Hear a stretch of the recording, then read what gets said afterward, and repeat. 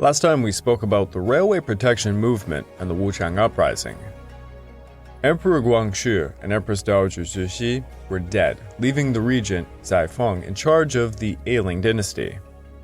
Alongside their deaths, the Guangzhou Hankow and Sichuan Hankow railway lines would become the trigger to end the Qing Dynasty. The people were already angry, but would then become even more furious when news came that the railway lines were going to be nationalized using foreign loans. Some in Sichuan province attempted financing the railway line to thwart the foreigners, but in the end they simply were unable to. Zai Feng then unleashed the brutish general Zhao Erfeng to quell the protesters, but this massively backfired. Revolutionaries within the Hubei army unleashed an uprising in Wuchang. The mutineers formed a military government representing Hubei, with Li Yuanheng as their leader. The year is 1911. Wuchang is but the spark that will light the flame of revolution. This episode is the Xinhai Revolution of 1911.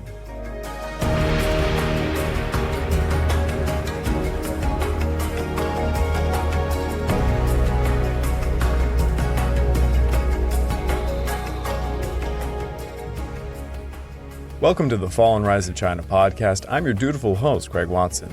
But before we begin, I just want to remind you all that this podcast is only made possible through the efforts of Kings and Generals over at YouTube. Perhaps you want to learn a bit more about the history of Asia.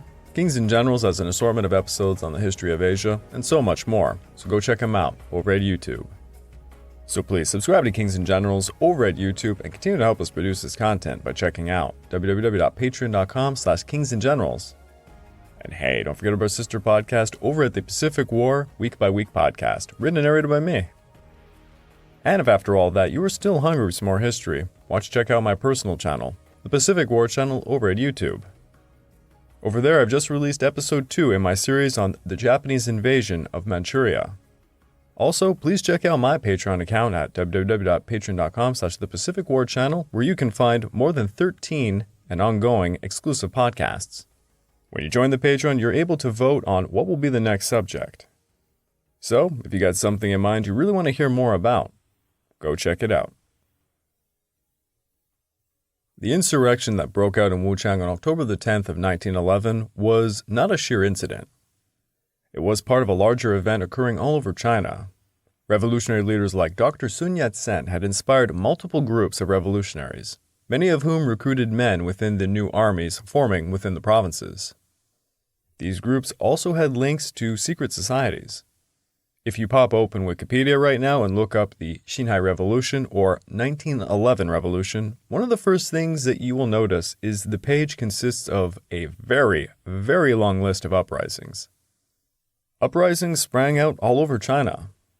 Some of these groups were connected, many were not at all. A famous revolutionary leader, Song Jiaoren, founded the Revolutionary Alliance in 1911. Song Jiaoren and Huang Xing helped Dr. Sun Yat-sen start a second uprising in Guangzhou. That failed, and this basically ended the Revolutionary Alliance's role as being the dominant revolutionary group. Now, when the Wuchang Uprising began, all of these leaders were taken by surprise. The Hubei revolutionaries had very loose connections to the Revolutionary Alliance. It was Song Jiaoren's intent to use the Revolutionary Alliance as a sort of authority over multiple revolutionary groups. Song Jiaoren advised the Wuchang uprisers to take it slower, but they simply were too impatient for action. As a result of the Wuchang Uprising, the Qing court ordered the Minister of War, General Yin Chang, and General Feng Guozhang to lead the Beiyang Army to quell the rebellion in Hubei. In the last episode, I also mentioned Admiral Sa Jianbing was asked to take the Qing Navy to quell the rebellion. But they simply sailed off to Shanghai and got caught up in their own sort of mutiny. Now, while all of this was going down, back in 1909, Yuan Shikai, the man who created the Beiyang Army, had been relieved of all of his posts by Zai Feng. Yuan Shikai kept networking with influential figures during his exile. Something particularly important that he did was manage his contacts that could keep him in control of his precious Beiyang Army. He married his niece to his adopted son, Yuan Shikai, Yuan Shikai was reporting to him regularly about the ongoings of the Beiyang Army. Now, the Qing court knew the only force capable of quelling the rebellion was the Beiyang Army, but their loyalty seemed to still be with the exiled Yuan Shikai. The Qing court was in a panic, and they had repeatedly requested Yuan Shikai return, offering him first the viceroyship of Huguang and then the prime ministry of the imperial Qing court. But Yuan Shikai kept procrastinating, stating that he had a foot ailment and he could not take such appointments at the time. The Qing court kept on begging, and on October the 30th, Yuan Shikai finally agreed to become the prime minister on November the 1st. As soon as Yuan Shikai took his position, he asked Zaifeng to withdraw from politics, effectively resigning as a regent. After this, Yuan Shikai formed a new cabinet, notably Han-dominant. Empress Dowager Liang Yu awarded Yuan Shikai the noble title of Marquis of the First Rank. Basically, the Qing court was bending over backwards to please Yuan Shikai, because he literally was holding them hostage, because he made it clear the Beiyang Army was his to command alone. Meanwhile, General Yu Cheng and Feng Guozhang had traveled to Hankow by rail and attempted to seize control over the city's northern suburbs. By October the 18th, 1,000 revolutionary soldiers had attacked the Lijiaomao train station located at the northern approach of Hankow. The rebels were driven back initially, but later that day they regrouped and with the help of railway workers ambushed a train coming in with Qing soldiers aboard. The train derailed as Qing soldiers fought the rebels, but many also fled for their lives. 400 Qing soldiers were killed by the revolutionary force, who now proceeded to capture Lijiaomao. The revolutionaries were greatly emboldened and they soon grew to a force 5,000 strong. On October the 20th, the rebels attacked Wuchang, but they were dealt a defeat and forced to withdraw back to Lijiaomao. Despite the defeat, the rebels had proven themselves capable, and this had an enormous impact. On October the 22nd, the Tongmenghui in Hunan province, led by Zhao Dufang and Chen Suixin, declared an uprising at Changsha. They managed to capture the city, killing the local Qing general, and announced a new Hunan military government in opposition to the Qing Dynasty. Alongside this, on October the 22nd, the Tongmenghui in Cixi, led by Jing Dingcheng, Qian Ding, and Qing Wumu, launched an uprising and captured Xi'an after 2 days of battle. The Hui Muslim community was divided on who to support. Hui of the Guangxu supported the Qing Dynasty, while Hui of the Shanxi supported the revolutionaries. The Hui Muslims of Xi'an joined the revolutionaries to slaughter the Manchu. But General Ma Liang led over 20 battalions of Hui Muslims to fight for the Qing against the revolutionary army led by Zhang Fenghui. Within the Xi'an area, over 20,000 Manchu would be massacred by revolutionary forces. However, Ma Liang would be very successful fighting back for the Qing forces. It was only after learning later on that the throne was abdicating that Ma Liang would change sides. Thus, Hunan and Shaanxi had both declared independence from the Qing dynasty. Back in Hubei, the Qing court removed Yin Chang from command and handed formal power to Yuan Shikai, whose loyal lieutenant Duan Qirei and Feng Guozhang were right and ready for action. Duan and Feng led the 1st and 2nd armies who marched upon Wuhan. By the 26th, the Beiyang Army was advancing by rail and stormed the northern suburbs of Hankow. They began their assault using heavy artillery and machine guns to devastating effect. The revolutionary forces took 500 deaths under the rather poor leadership of Zhang Zhiliang. It was suspected Zhang Zhiliang was sitting on the fence, possibly even collaborating with the Qing dynasty. The revolutionaries would lose control over Liu Jiamao and regain it twice.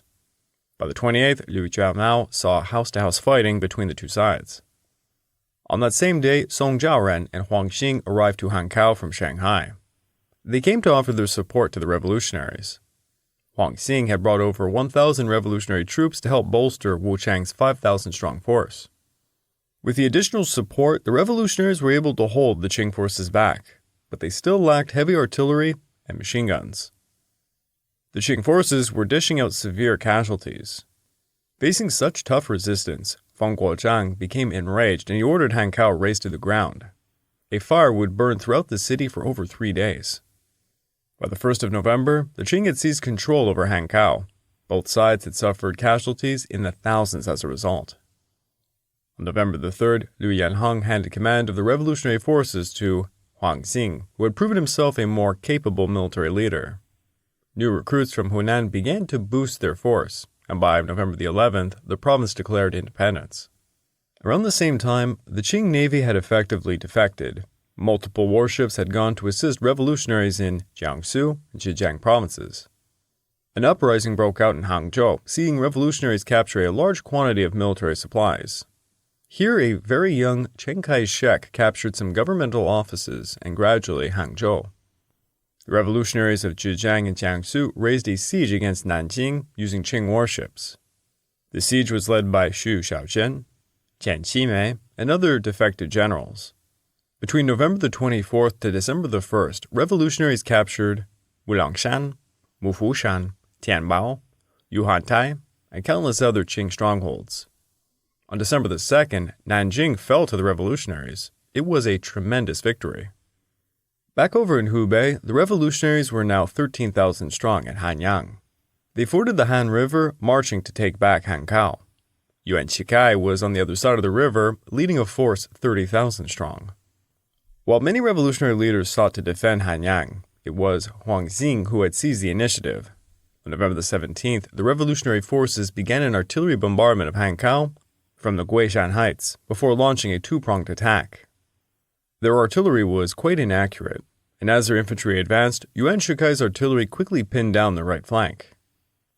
This saw the revolutionary left flank managing to ford the river alone, whom ran into very stern Qing defenders who easily repelled them back on the 18th. The Revolutionary Army suffered 800 casualties in a disastrous attempt. On November the 21st, Yuan Shikai launched an attack against Hanyang. One force bypassed the revolutionaries' defenses by assaulting Xiaogan further to the west. The two armies gradually converged and fought at Sanyanchao. The next day, another Qing force forded the Han River from Hankow and seized the strategic heights in Hanyang.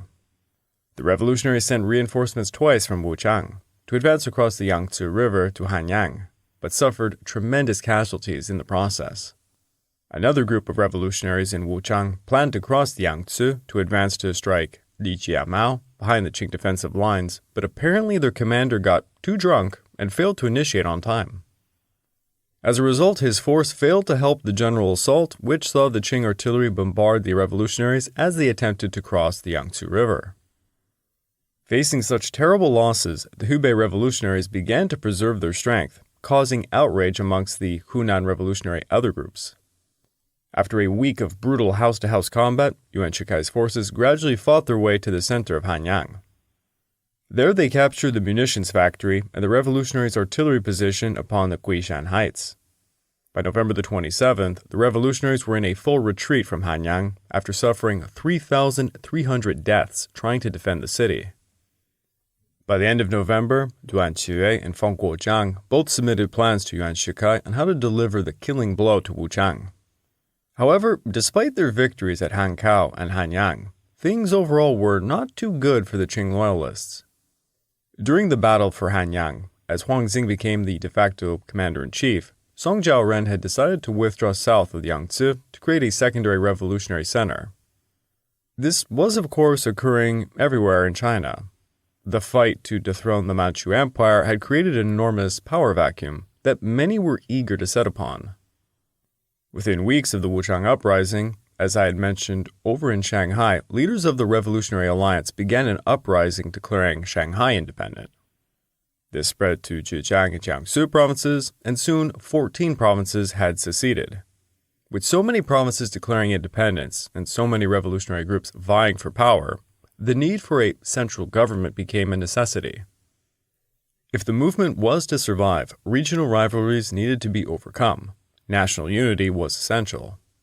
Wuchang and Shanghai, being two of the strongest factions, began to clash.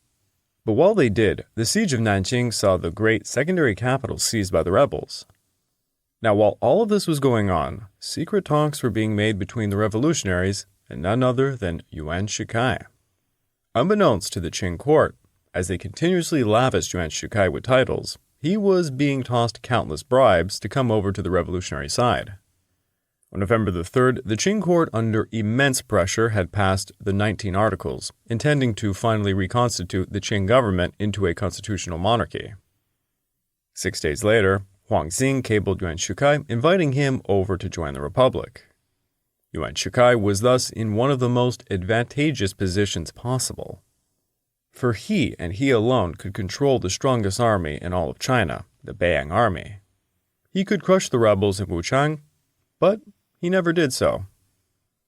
In fact, he had held his men back the entire time.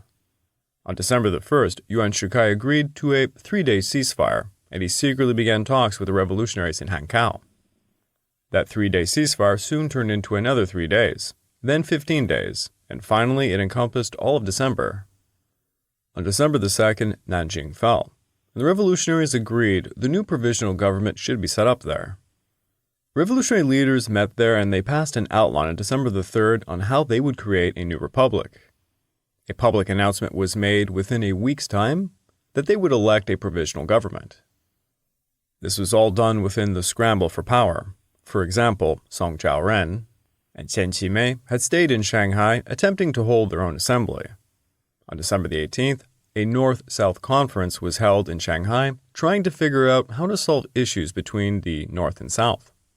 And just to help clarify things, the North being the Qing-held parts, pretty much under the control of Yuan Shikai, and the South being the revolutionaries.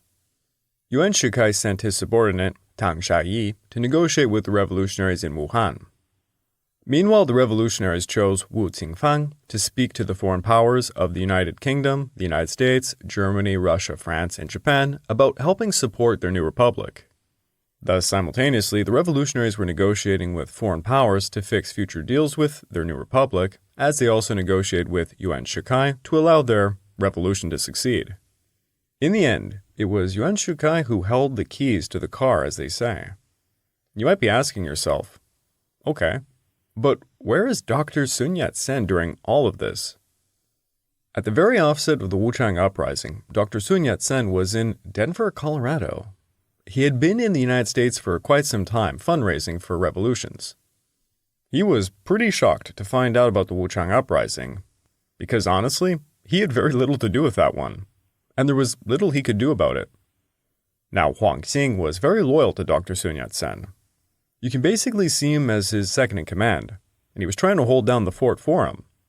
Dr. Sun Yat-sen was with his closest foreign advisor and friend, Homer Lee, and he rushed over to Britain to try and secure some financing for the future Chinese Republic, before he sailed back to China by December the 21st. He had just come back in the nick of time as the presidential election was held on December the 29th. Over 45 representatives from 17 provinces participated, and Dr. Sun Yat-sen received 16 out of 17 votes. On January the 1st of 1912, Dr. Sun Yat-sen announced the establishment of the Republic of China in Nanjing, and he was inaugurated as the provisional president of the republic. General Li Yuanheng was made provisional vice president. Huang Xing became the minister of the army. Song Jiaoren became the director general of lawmaking, and countless other positions were filled. At the same time, many leaders sought to establish the new flag of the republic.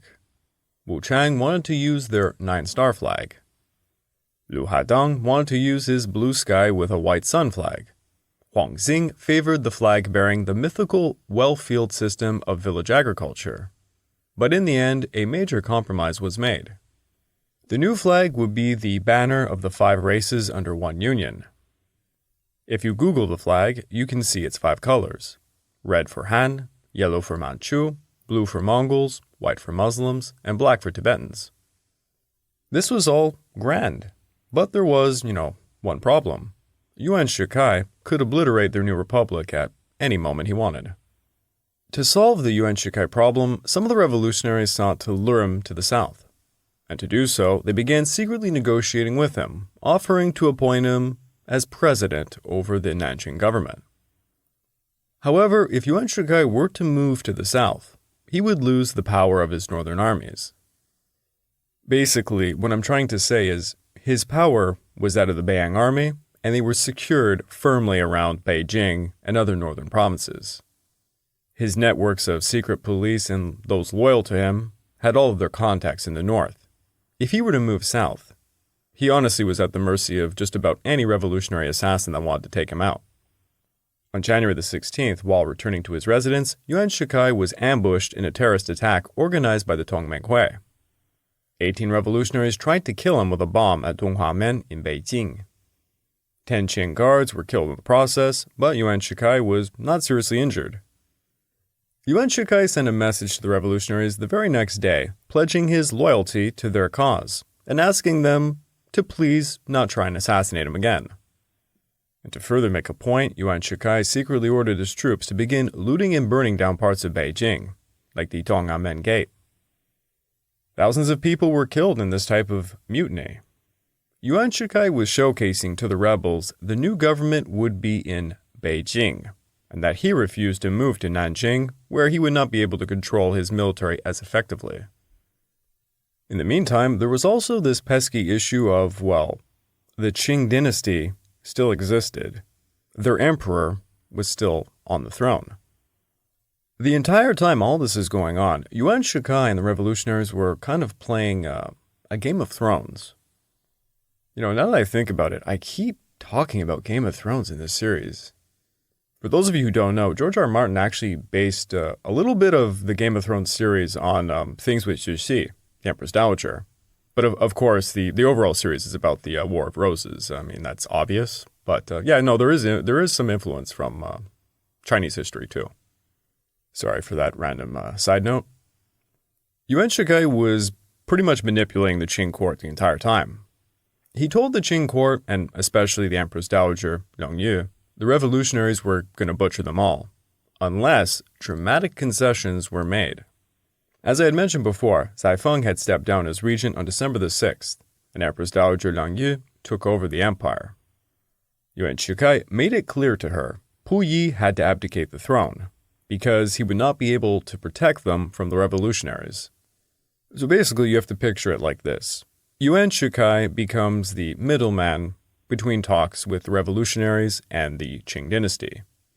But what the Qing Dynasty court officials and the Empress Dowager don't know is that Yuan Shikai has been secretly talking to them the entire time.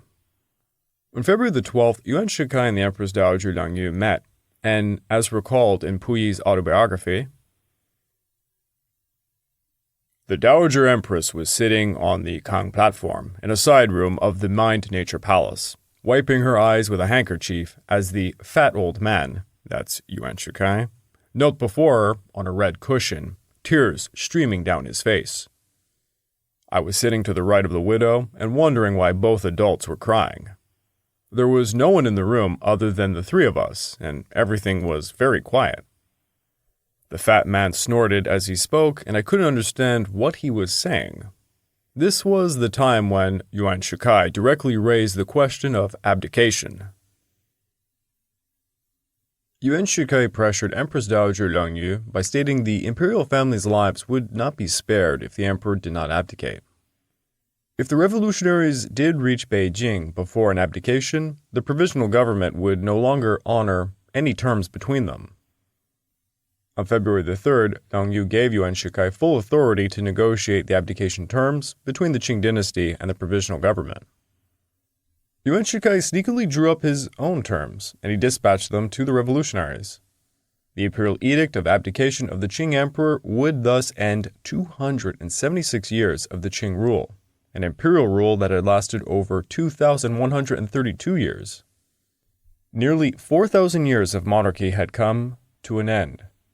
Throughout China's grand history, old dynasties had always been replaced by new dynasties. But after 1911, it was the first time a monarchy was completely overthrown and a republic was ushered in. Pu Yi would retain his imperial title, and he would be treated as a monarch by the new republic. Pu Yi and the royal family could remain in the northern half of the Forbidden City and the Summer Palace.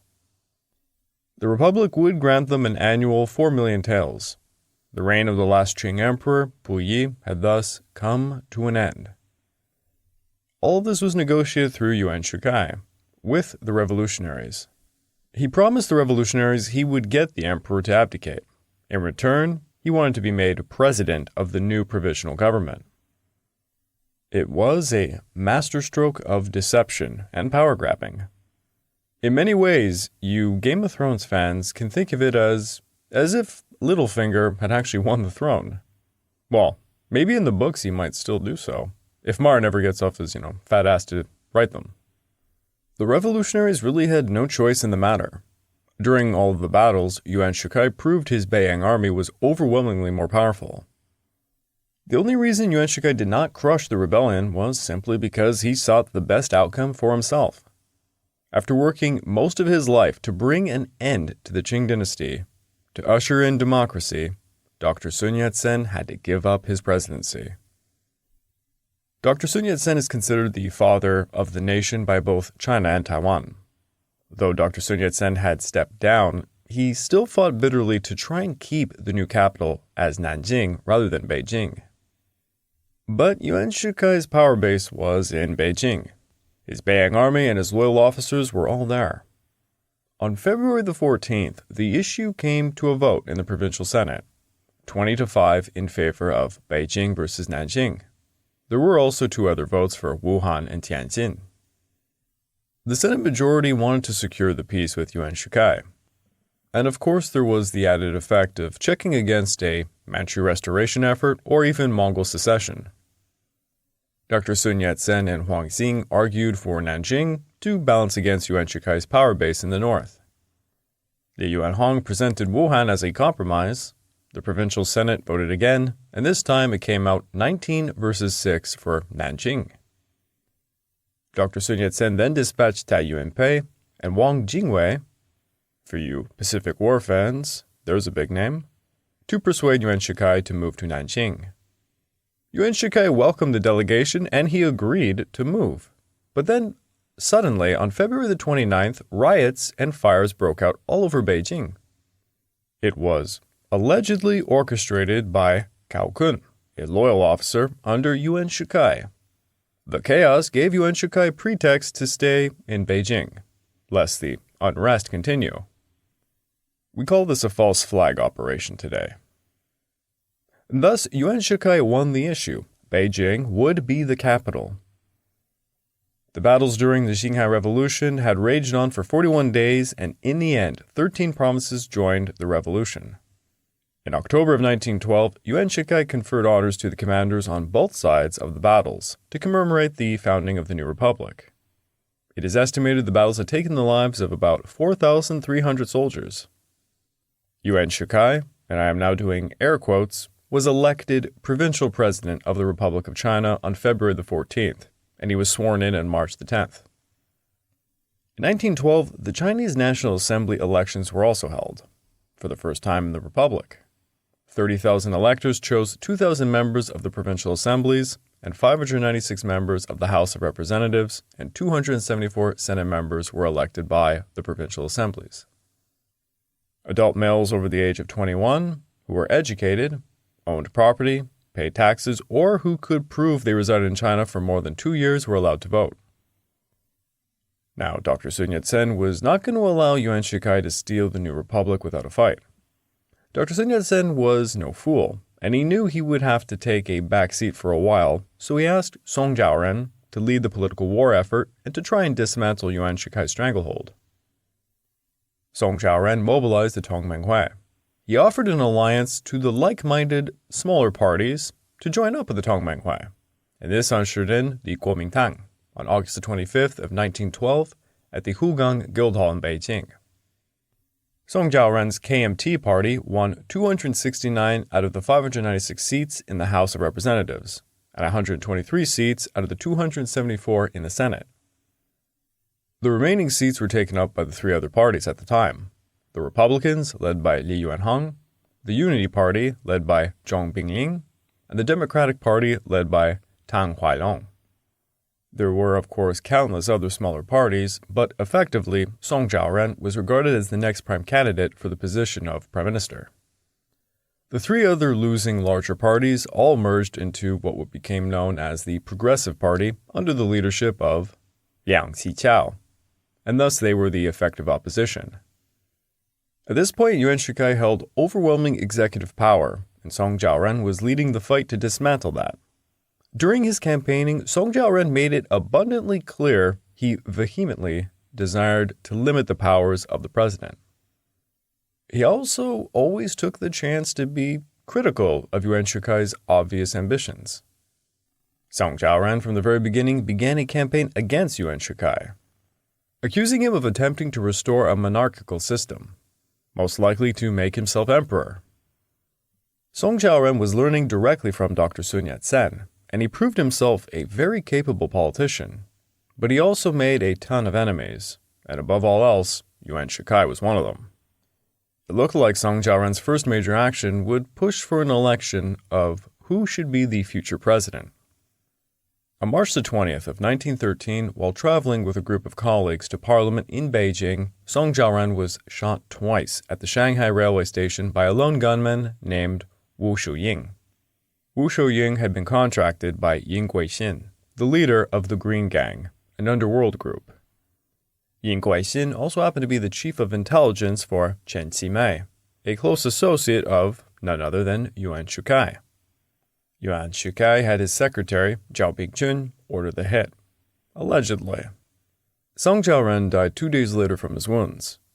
An investigation was made implicating Yin Guixin in the assassination, but Yin Guixin fled for his life, and he happened to just get murdered by 2 unknown swordsmen.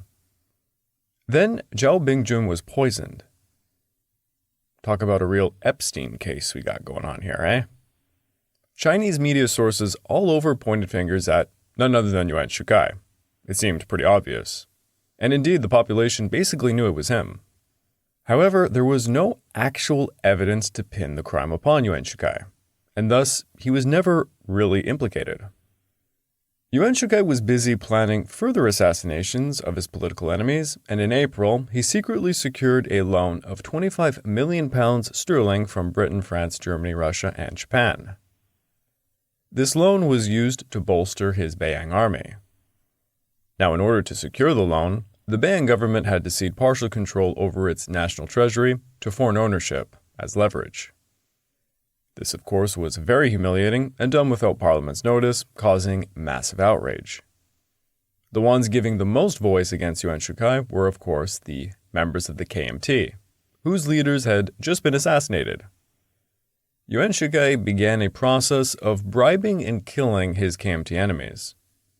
Yuan Shikai began dismissing governors who were pro-KMT and did whatever he possibly could to collapse the party.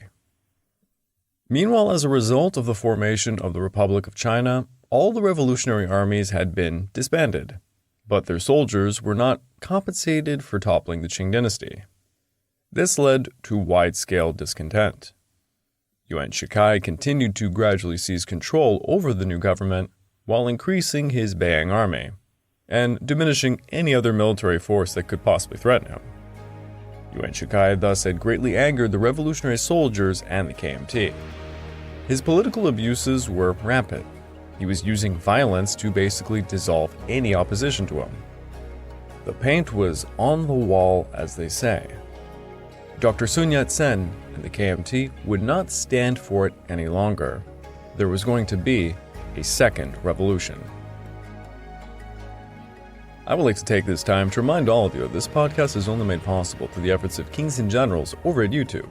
Please go subscribe to Kings and Generals over at YouTube and continue to help us produce this content by checking out www.patreon.com/kingsandgenerals.